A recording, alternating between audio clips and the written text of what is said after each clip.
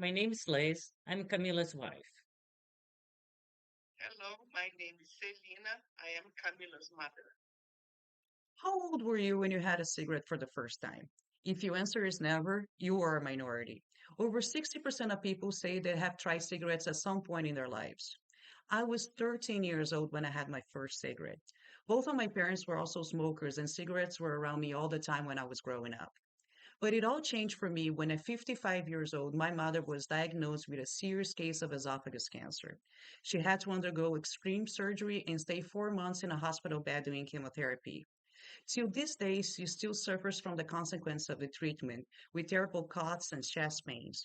It was at that time in my life that I made the decision that I did not want to go through what she's been through and decided to quit. One of the worst things you can do to your body is to smoke cigarettes. According to the CDC, 12 out of 100 adults currently smoke cigarettes in the United States. Smoking is responsible for into five deaths in America, leading to more deaths than HIV, illegal drug and alcohol use, firearm incidents, and motor vehicle injuries combined. Smoking increased the risk of developing cancer in every organ of the body. A study performed by Dr. Caldwell from the American Cancer Society calculated that one out of every three cancer deaths in America would have not have happened if anybody smoked. Cigarettes also harm the ones close to you. Secondhand smoke contributes to 400 infant deaths every year, increasing the risk of many respiratory diseases, according to the American Lung Association. Passive smoking can also affect your pets, increasing the likelihood of cancer, and the smoke smell can stay on their coats for over a week. If you and your loved ones' health concerns are not enough to make you want to quit, let me provide you some other examples why cigarettes are hurting you way more than you think. Cigarette prices have been increasing every year, with the average price of a pack of around $9. If you smoke a pack a day, it could cost you over $3,000 a year. That's a very steep price to pay for something that is likely going to kill you, not counting any possible hospital bills. Also, health insurance premiums a difference between a smoker and a non-smoker can vary between 30 to 50% depending on the insurer. Companies are also becoming less inclined to hire or promote smokers. Not only smoking breaks affects productivity, but smelling like cigarettes definitely does not look good enough in a professional setting. Finally, being a smoker will make you a less desirable dating partner.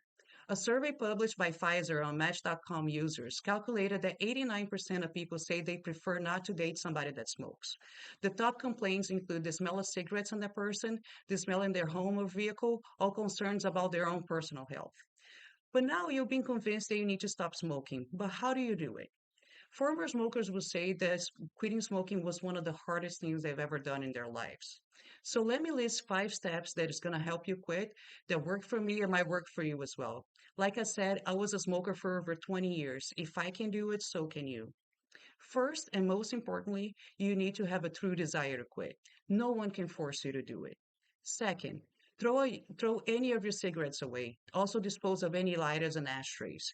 You'll be less likely to want to smoke if you don't have any access to it. Third, figure out what makes you want to smoke and how you can remedy that. Stop drinking coffee for a while if that make you crave cigarettes.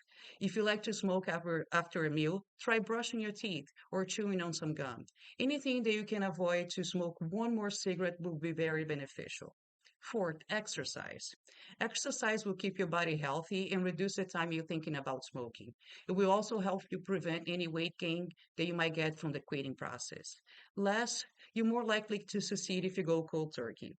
A recent study by Harvard University in 2023 showed that subjects that stopped smoking what is called cold turkey were significantly more successful at quitting than people that reduced their cigarette consumption to just a few a day or use any nicotine patches or gum.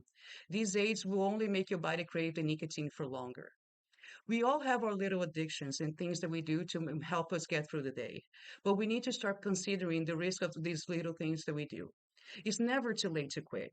Once you do, you feel the immediate benefits of quitting and enhanced quality of life that comes from it. Don't leave it for tomorrow. Do it today. Stopping smoking is hard, but it's achievable. Quit now and don't ever be a prisoner of this.